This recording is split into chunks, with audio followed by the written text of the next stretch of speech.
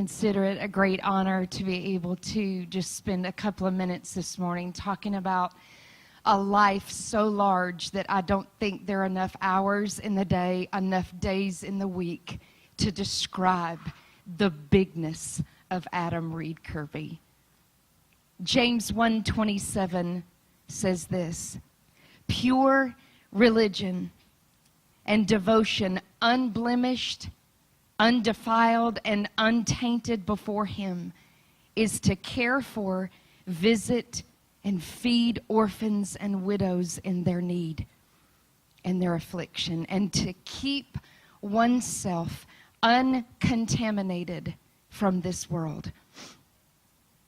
God's heart beats for orphans. And because of this, because his heart was so big for orphans and his heart was so big for God, he knew the heartbeat of God.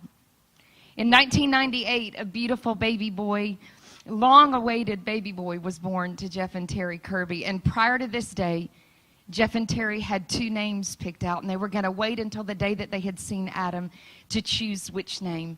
One of those names was Hunter Reed Kerby. The other name was Adam Reed Kerby.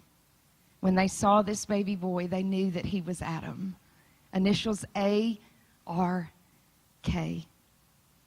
As the aggression of this deteriorating disease took Adam's physical sight from him and his physical mobility, the keen awareness of his spiritual sight heightened, and his worship and his intercession increased. And it increased to a point that we here on earth cannot even fathom what he has seen. We can't fathom what he has heard, nor can we even comprehend the depth of his intercession. A couple of weeks ago, Terry and I got away for a little while for some coffee. She said, I have just a couple of things that I want to talk to you about. She had mentioned one of them, and we were going to talk about it a little bit further. And she said, I want to plan birthday parties for some foster children who are unable to have a birthday party for themselves. Well, she knows, and anybody who knows me knows, that my heart beats for orphans, and you can't ask me a small question. So my response to her was this: are you talking locally or are we talking about globally? And it took her by surprise for just a minute. The rest of our conversation we spent that morning was talking about Adam. We talked about your family. We talked about the incredible road of faith that you've been on. You had a lot of questions, and I had no answers. Which to us, and all of us in this room, and anybody who knows you and knows this boy, we can all say that these parents are champions. They are a portrait of selfless devotion and love. But to them, it was everyday life. It was real life. It was doing life together. And it was making the most amazing life for Adam. God spoke to Terry several weeks ago. And he said to her, remember the former things. So she got out some of her old journals that she's not been able to go through in a while. She began to read, and the deeper that she got into those journals, she began to see how God was revealing a greater depth of the story of their lives.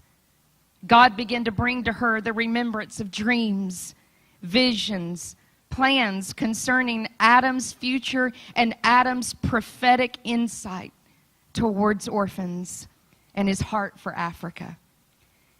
Because for years, I would just drop by when they first moved here just to maybe get some Advocare, just to get an adjustment, and 5 hours later, I would be leaving because we would start talking about orphans. We would start talking about what God could do through Adam's life.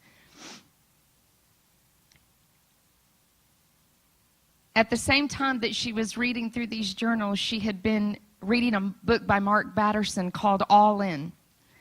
And during this time, she had no idea how God was beginning to prepare her for this moment. But God reminded her while reading this book and pouring through these journals the vision that God had been giving them years ago.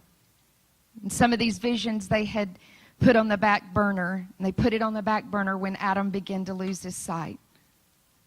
They would say, we'll move forward when we get to a certain financial stability. We'll move forward when Adam is healed. We'll move forward with this. We won't move until this or until this. But recently, after our breakfast, God reminded Terry of a prophetic word that was given to them in 2005 by Jim Gall. And he called them forward and he said this to them: when your vision is restored, Adam's vision will be restored. When these words rang out in her spirit, she and Jeff began talking about why have we waited? When all along, God was really waiting on us to be all in. So just last Monday, as Adam was sitting in that chair that he sat in every day, Terry knelt down next to Adam and she said, Adam, you know how much you have prayed for the orphans in Africa. You know how your heart has longed to minister to the orphans in Africa. Well, guess what, Adam? We're not going to wait anymore. And when she said those words, he almost jumped out of his chair, began to clap his hands, and out loud said, "Yay!" Because that is what the cry of his heart has been. So today, on this day that we are celebrating a life that we cannot even put words to how big he is, we want to announce to you the ARK Fund today is brought to life in honor of a life so big that it's going to take millions upon millions of orphans touched to even begin to see what Adam has already seen in the Spirit.